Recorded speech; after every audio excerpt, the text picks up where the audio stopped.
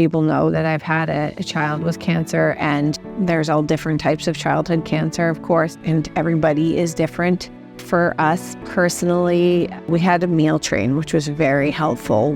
We were, part of that process in a way where we chose the days that we would love to have someone drop us a meal, which were like those long days at the hospital where you came home and like the last thing you want to think about is, what are we doing for dinner? That was great on certain days. And then other days when you're home, it's like, I kind of want the distraction of just figuring out what's for dinner and doing that today on my own rather than thinking about my sick child the entire day. Welcome to In Conversation series presented by Support Now, where we dive into the messy middle of life's tough times and learn how everyday people make it through. Today, Jordan chats with Caitlin Murray of Big Time Adulting about her family's journey and experience through childhood cancer. Do you or someone you know need support right now? Support Now is an online platform that helps supporters to provide relief in the form of money, meals, and more to individuals and families in tough times. Through a single online experience, supporters can direct their compassion in meaningful ways. Support Now helps people show up when it matters the most. Start a free registry today at supportnow.org.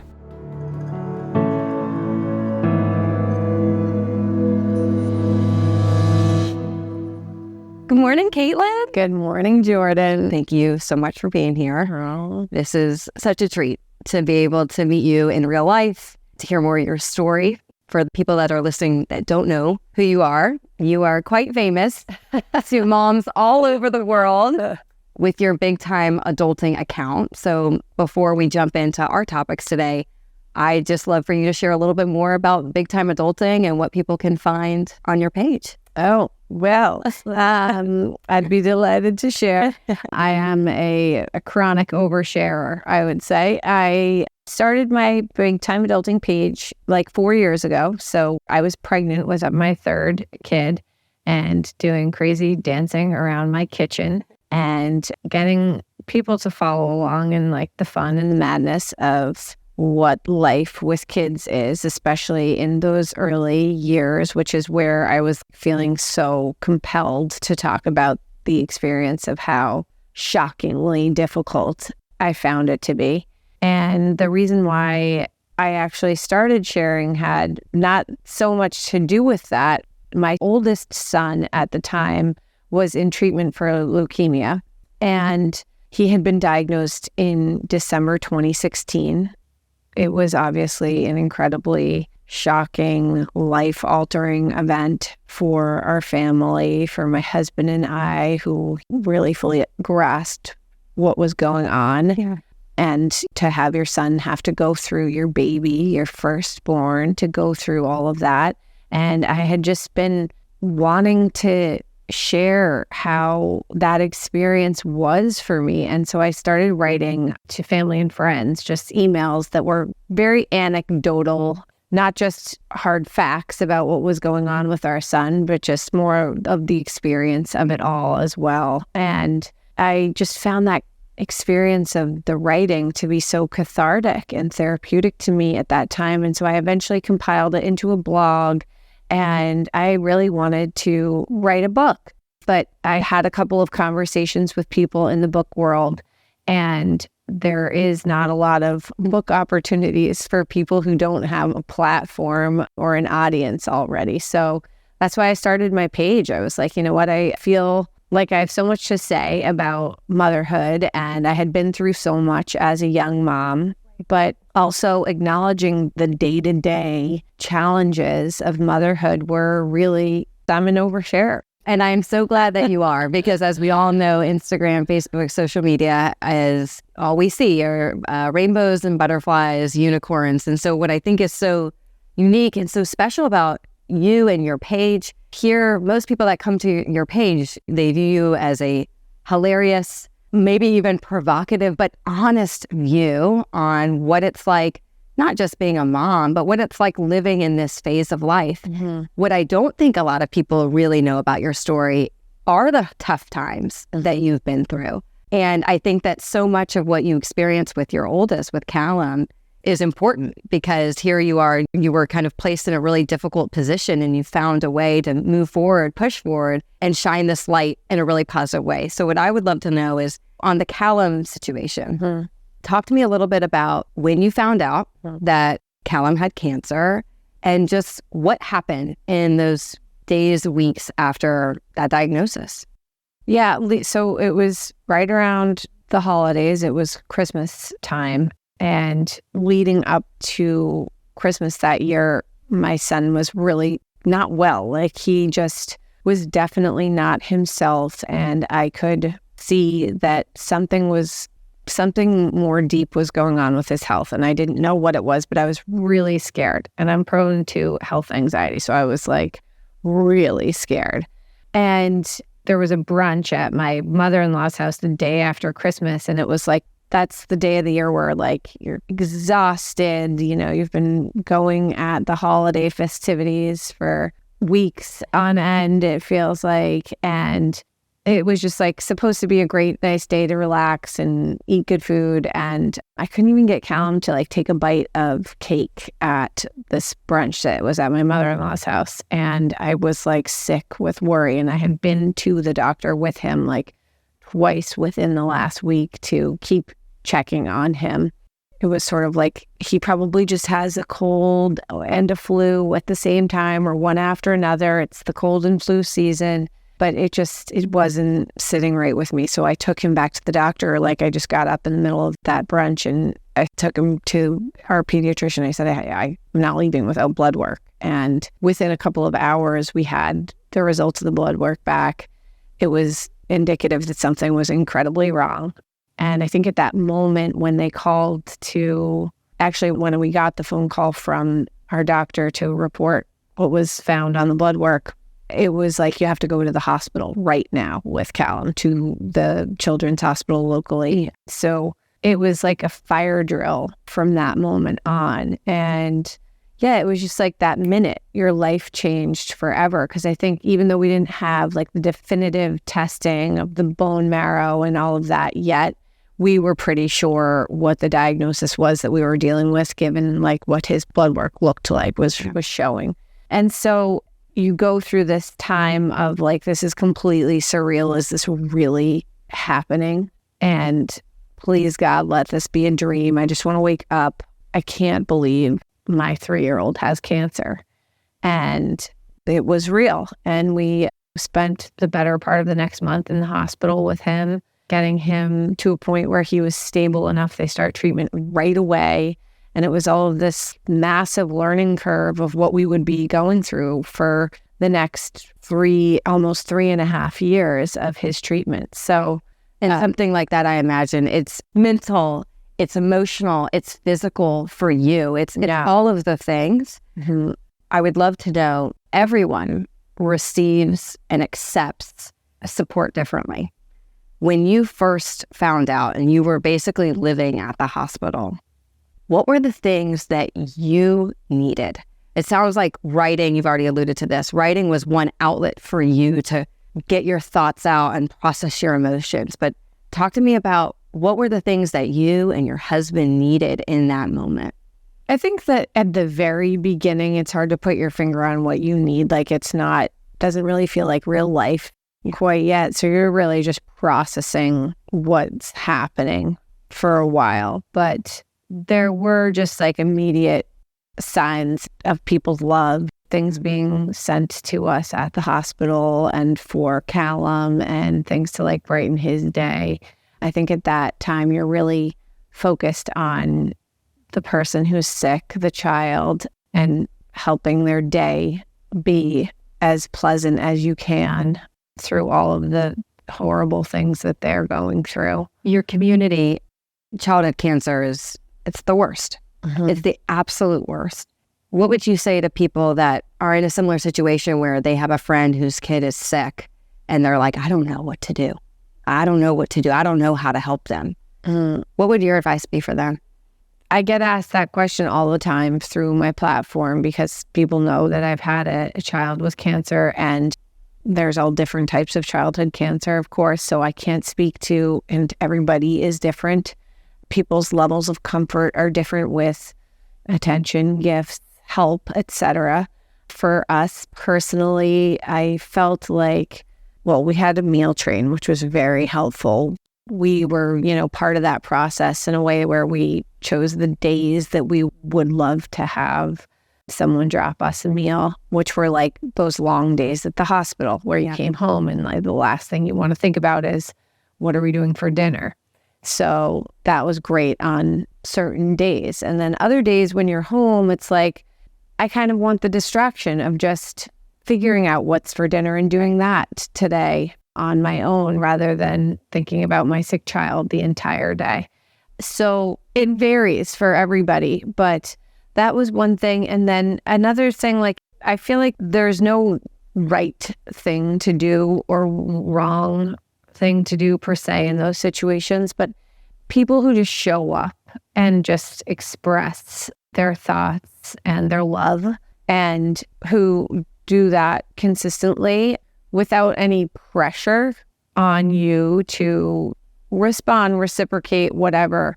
You feel that when it's just a very non-invasive way of showing support. Right. Because to your point, like you mentioned it earlier, there is a bit of decision fatigue. You don't know what you need. Yeah. Sometimes you just need the person to do it for you. Yes. And that person may never be told thank you in a, quote, proper manner, but it's appreciated and it's remembered in a really special way.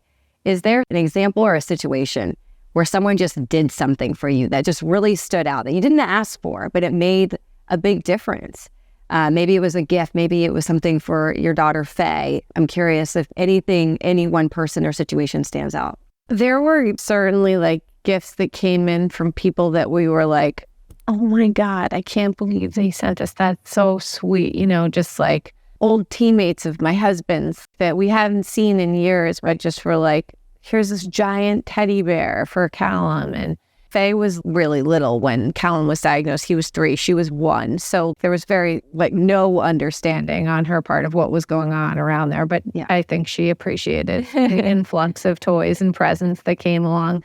And that's great because you can't go anywhere or do anything with a sick child, really, who's immune compromised. You're stuck inside the home for pretty much all of the time. You don't go into public spaces. You have your outdoor time and stuff. So things that they can do is always really helpful, and things that are not have to be involved with the parents. Like, I really don't want to figure out this science kit with you right now, guy. Can we just get something you can use without my intervention, please?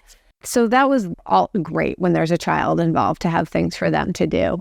There were friends of ours that just would intermittently at random just drop things in a way that it's just so nice that that they're just thinking of you. Yeah. It's very touching. And it was such a long journey. I think you've talked about this before. It was like a 3-year over process. 3 years. Yeah, it was 3 years and 3 months or 3 years and 4 months, which was a huge shock at the beginning. I had no understanding of what a treatment protocol for childhood leukemia looked like. And to find out that my 3-year-old would be in treatment for longer than he was even alive at that point was a really mind-altering thing to come to terms with. What the hell are we going to do? So let me ask you this. Was there any one family member or friend that was kind of your key lieutenant? Who was kind of helping manage? Because I'd imagine that there was an abundance of community support. There was no shortage of people that wanted to love on you, your husband, and the kids. And at the same time, how did you manage that? Was there anyone, or did you do it yourself where you said, no, I'll manage the influx of text messages and emails? How was that managed? I definitely managed the influx of text messages and emails and did all of the family correspondence at that time. It's kind of my jam. So I was fine doing that. But having an immune compromised person in the mix, there's not a lot of people that you want to be around your child at the time that they're going through certain treatments, especially. But our immediate families were really amazing to us. And, we have a couple of close friends that were in the mix with us as well. But it's a tight-knit group, and there are people you can always depend on. But I think that's a really important point. I think that some people kind of look at these tough times and think that there has to be someone else that's kind of running this because the family themselves might be too overwhelmed. But what you're saying is in some cases, that's a way of coping. That's a way of helping you, because it seems to me that you were looking for some normalcy. You were looking for it not to feel so different than your life before.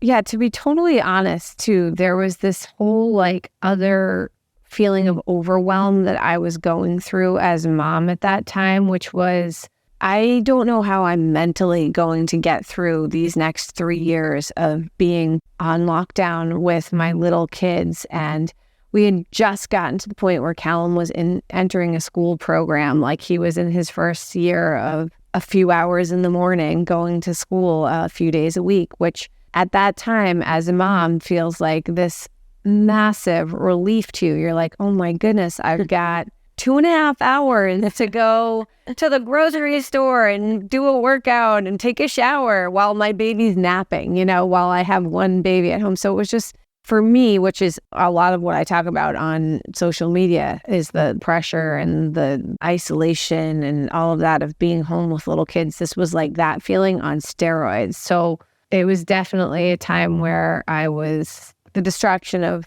writing to people throughout the day and having something to engage my mind in a way that was outside of just caretaking was a nice distraction for me at that time. And even as I'm talking to you, it's so beautiful to me that you've been able to process this horrible moment that you went through. And thankfully, by the way, Callum is healthy, correct? Yeah. And still kind of go on Instagram and be honest that it's still hard. It's still tough. You're grateful. Like you went through this horrible 3-year stretch where you had to see your kids sick, and it's okay to still complain about the day-to-day. It's still okay to say that it's hard.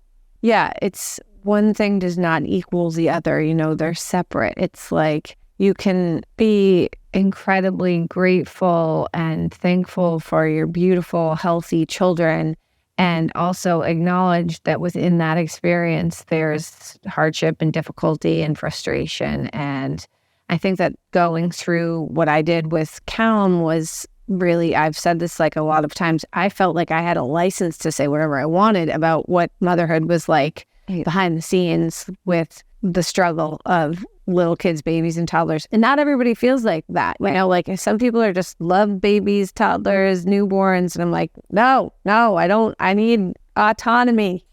But yeah, so I felt like I've been in this. I've been like at home with my kids, doing it all to the next level. And it was like, that's no sweat off my back.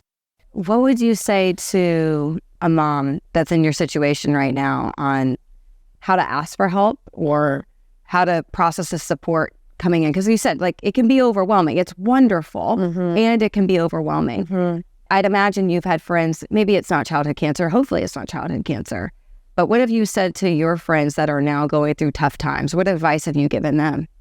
Yeah, I have had friends who now have had kids with cancer too, because I've become friends with them through that terrible mutual experience. But you do need a timeout. So you have to figure out who you can ask to be that person to offer you your timeouts, whether it's, taking turns with your spouse or a trusted family member or friend or caretaker, a babysitter, a nanny or something like that.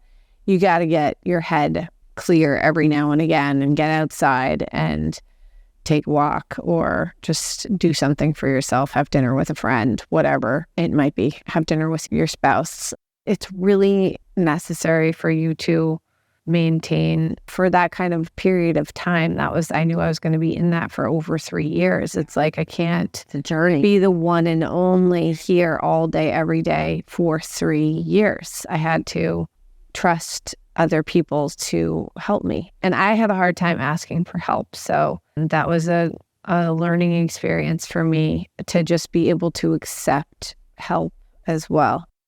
I would be very much like the type of person where someone would ask if I needed help with anything. I don't know, I'll do it myself. I got, whatever.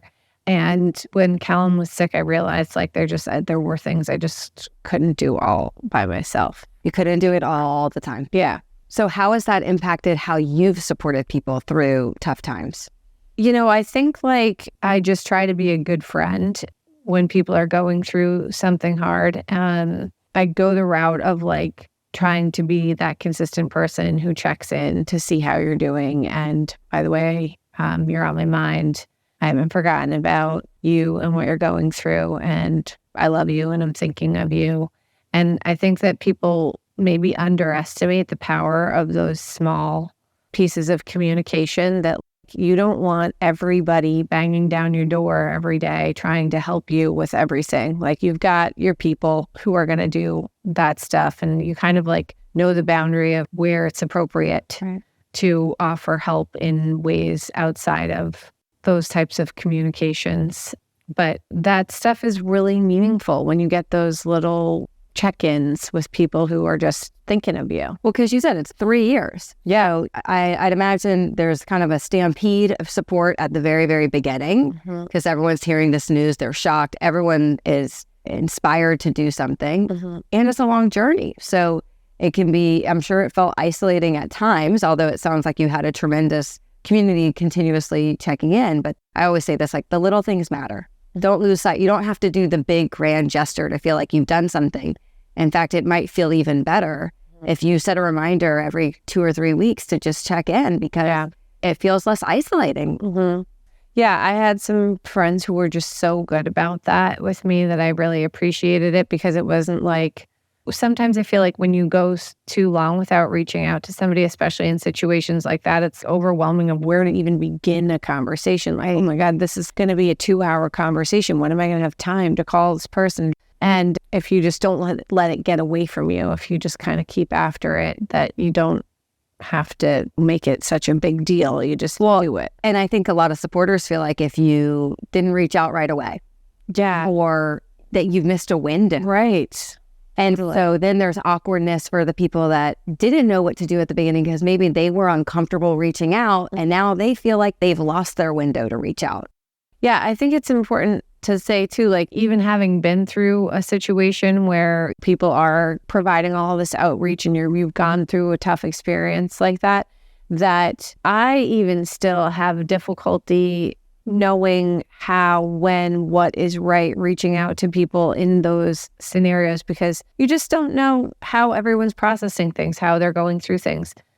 I do know that something is always better than nothing, and it's never too late. That's how I would feel like. And you're also like, as a person going through something, very overwhelmed and like not really focused on, you're not keeping score about who's reaching out or not. You're not dinging anyone for not having contacted you yet. It just always is meaningful when somebody does. I mean, even if somebody I hadn't heard from reached out to me today to say, hey, I never really was able to check in with you when Callum was sick, and what's going on and how are you guys?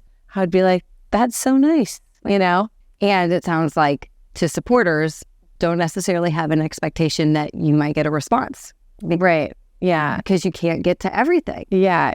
You have to offer that just fully intrinsically out of the goodness of your heart, not looking for anything in return, obviously, from the other person.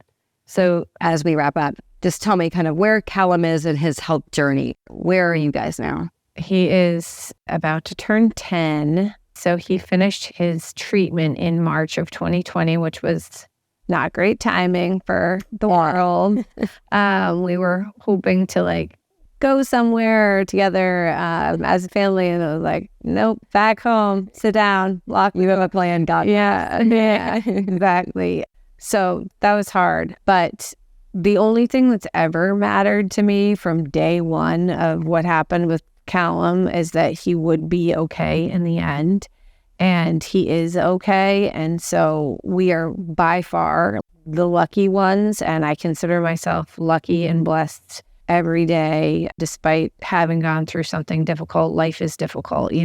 Something could happen at any given moment. You don't take this day, this minute for granted.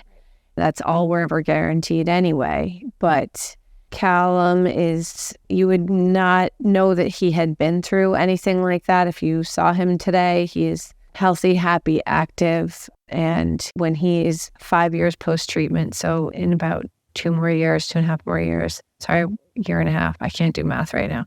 He will be considered cured. So I know it's the last question, but I'm just curious, do you talk about it as a family still? Like, how do you want to move forward, and it's still a big part of your family's history and present. So how do you both talk about it with him and your other kids?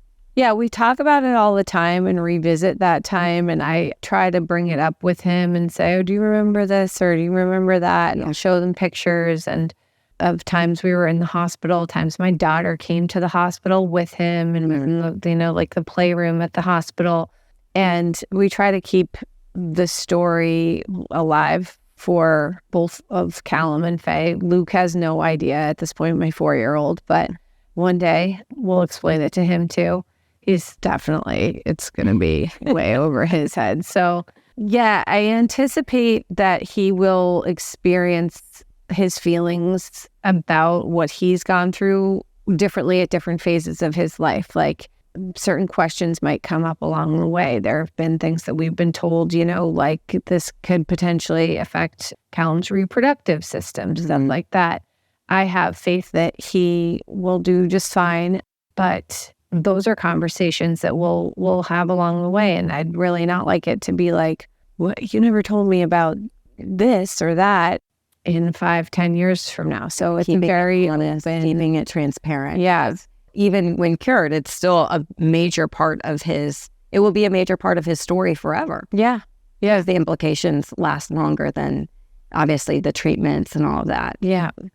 Well, that wraps up this line of questioning. Before I move to our lightning round, anything else that you feel compelled to share that feels appropriate in this context? I don't know. I feel like when you're going through an experience like that, it's obviously a day-to-day, a really hard thing to endure as a family, as a mother.